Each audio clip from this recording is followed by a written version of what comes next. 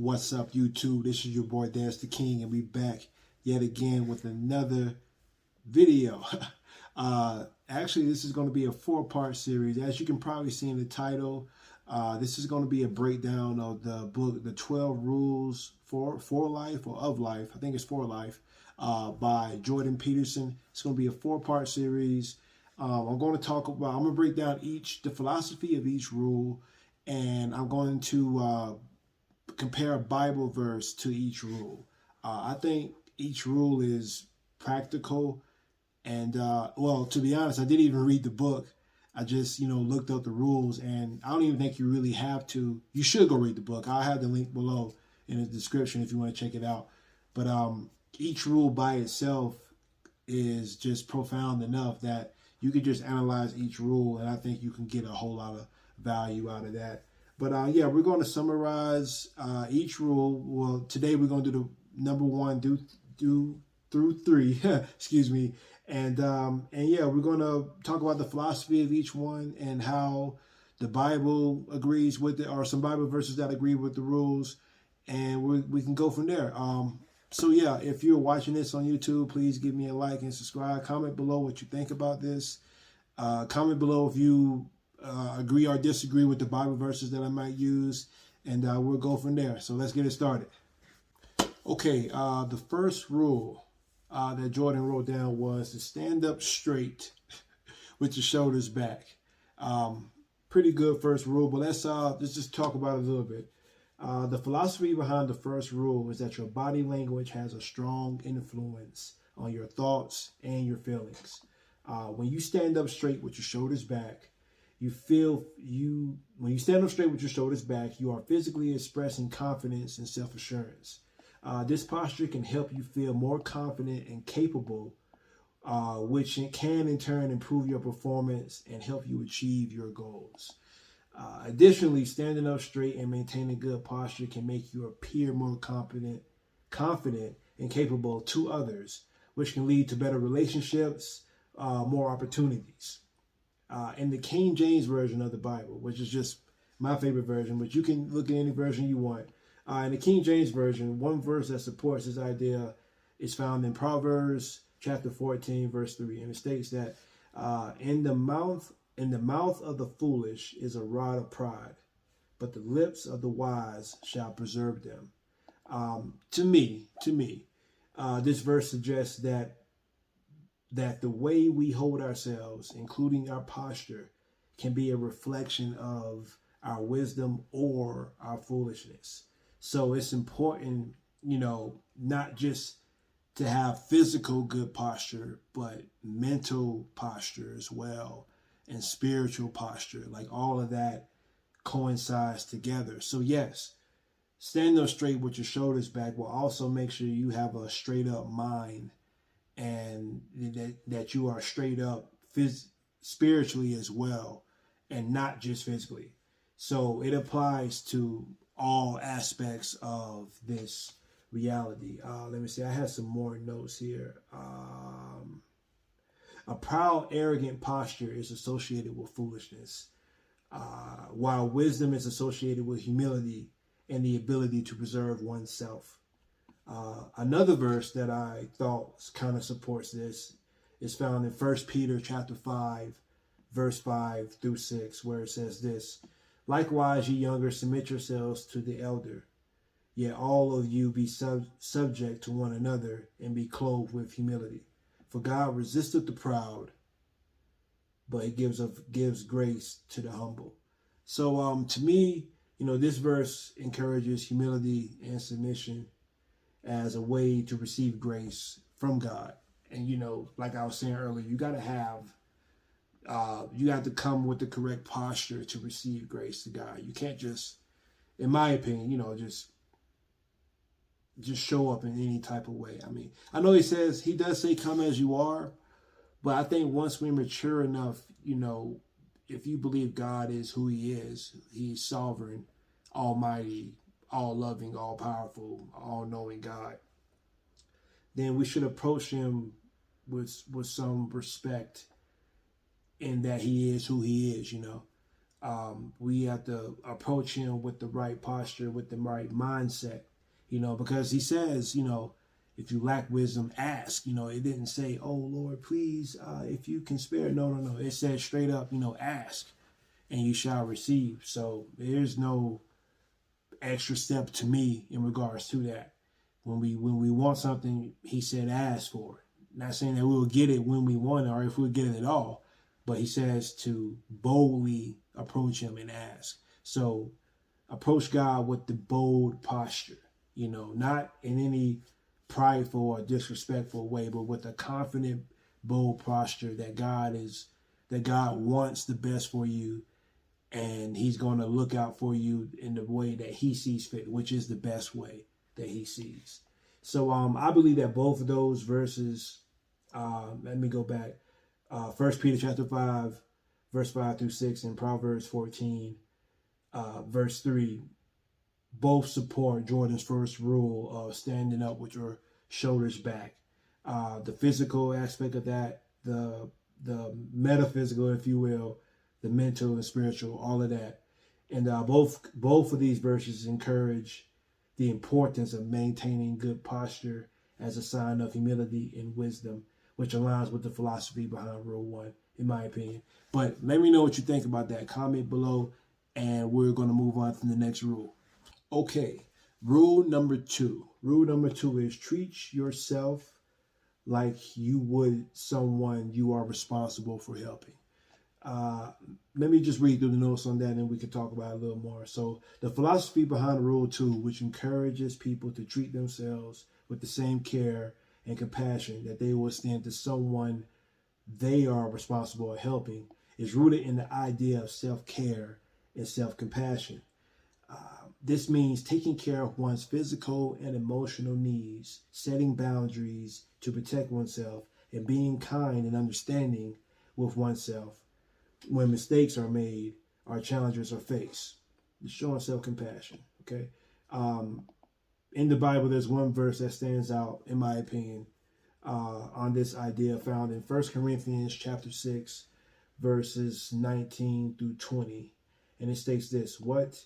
Know ye not that your body is a temple of the Holy Ghost, which is in you, which ye have of God, and ye are not of your own? For ye are bought with a price. Therefore glorify God in your body, in your spirit, which are God's. This verse encourages individuals to take good care of the body, as it is the temple of the Holy Spirit, and to remember that they are not their own, but have been bought with a price. Therefore, it is important to take good care of yourself. It's just another verse would have been perfect for this is Matthew 7:7, which is like my favorite verse out the whole Bible. Well, actually, is it Matthew 7:7? No, that's the wrong one. But Jesus did say, to treat others how you want to be treated. And that's basically what this rule is saying here in a different wording. Treat yourself like you would someone you are responsible for helping. Treat others how you would want to be treated. And that's one main rule that I make sure that I live by.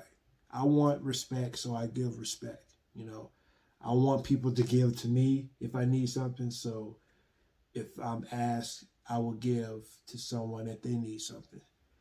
And I'm a firm believer that in whatever goes around comes around, good or bad. So if you sow, if you give, if you love, if you sacrifice your time, sometimes if you put something to the side to help someone else, I believe that comes back around. It may not come back around in the same way that you put it out there, but it's going to come back around, and it's going to be even more than what you put out. And that's just the rule of life. It doesn't matter what you believe in. That is just the cause and effect of reality. You treat people well, people are going to treat you well. But on the flip side of that, if you lie to people, if you treat people bad, if you abuse people, it's going to come back around, and it's going to be worse than what you gave it. You reap what you sow. You reap what you sow. So Jordan's rule here: treat yourself like you would someone you are responsible for helping, is analogous to treating people how you want to be treated. Another verse that I thought supported this rule was Isaiah chapter 41, verse 10, which states, "Fear thou not, for I am with thee. Be not dismayed, for I am thy God. I will strengthen thee. Yea, I will help thee. Yea, I will uphold thee with my right hand, with the right hand of my righteousness." So this verse encourages self-compassion and reassurance that God is with us and he will help you and sustain you. You know, so if God's going to do that for us, then we need to do that for each other. We need to treat ourselves like, treat ourselves with self-compassion, because God is treating us with self-compassion and reassurance. So we need to treat ourselves the same way, and we need to treat others the same way. If God is doing this for us, if God can forgive, if God can provide, if God can do all these good things, then we in turn should do these things to ourselves and to other people. So I believe that both verses encourage self-care, self-compassion, self-love, which aligns with the philosophy behind rule number 2, which is treating oneself with the same care and compassion that one would extend to someone they are responsible for helping. So let's move on to rule number 3. Okay, last rule for this for part 1 of this 4-part series here. Last rule is make at least one thing better every single place you go. I really like this. I really like this rule. Let's just talk about the philosophy behind that. So the philosophy behind rule number 3 encourages people to make at least one thing better every single place they go. It's rooted in the idea of taking an active role in making the world a better place. This means looking for opportunities to improve the lives of people around you and taking action to make a positive difference. One Bible verse that supports this is found in Proverbs 11:10, which states, "When it goeth well with the righteous, the city rejoices, and when the wicked perish, they are shouting." So this verse suggests, this verse suggests that when people who are righteous and good-hearted thrive, the community will benefit and be joyful. And I mean, that's just self-evident, man. When good people are able to do good things, everyone benefits from that. Everyone does well. When you have a good person or a good group of people with good intentions, non-selfish, worried about their self-gain, but genuinely and honestly worried about the caring of the whole community, everyone benefits from that. Everyone benefits from someone willing to do good, and someone willing to help. Everyone gets something out of that. If they see it from afar off, if they hear about it, it does something. It does something good to your soul to help someone and to provide something for someone who is in need. And it's just a wonderful thing. It's just self-evident truth, in my opinion. But if you disagree, leave a comment below and let's talk about it. Another verse that I thought supported it was Matthew chapter 5, verse 16, where it states this, where Jesus says, "Let your light shine before men, that they may see your good works and glorify your Father which is in heaven." So this verse encourages people to let their good deeds be visible to others, as it will bring glory to God and can inspire others to do the same. God, it says that we need to let our works be seen before men. Now, on a side note, I don't think that means that every time you give some money away or help a homeless person or help anyone that you should just pull out your phone and start recording it and posting it everywhere. I don't think that's what that means. I think when you genuinely do a good deed, people are going to notice regardless, either by word of mouth or just by seeing you. Like I'm just using this as an example. If you see a homeless person out in public and you go over and you help this person, people are going to see you do that. You know, I think what that verse is stating is, you don't have to, don't hide. You don't have to get the person to go in some corner, I guess, and you help them. No, you can help them in public, and you probably should help them in public so other people can see what you're doing and be inspired to do the same. And again, I don't think that is analogous to, just recording every time you do something good and putting it out there, because then it just looks like, you're just showing off, that trying to prove to people that you are a good person. Like, no, just do good just for doing good. And regardless if it's on camera or not, like I said a few minutes ago, what goes around comes around. What goes around comes around, good or bad.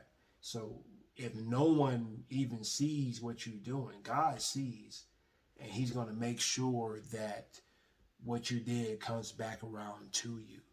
So that's the whole principle behind it, in my opinion. Let your works be seen before men, but that doesn't mean, every chance you get, I'm on Facebook Live or Instagram Live recording, me giving out whatever or helping whatever. Just do it, and then just let things happen after that. Just let things happen after that. But that's just my opinion. Please, just let me know in the comments below what you think about that.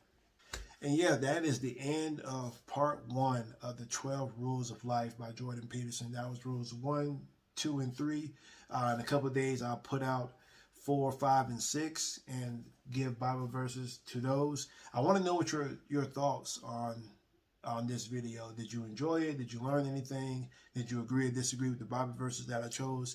Please let me know. Leave a comment below. If you like this, please subscribe. If you like it. If you are feeling moved to, please subscribe. If you want to donate to the channel, I got some donation links below. Follow me on Instagram. Friend me on Facebook.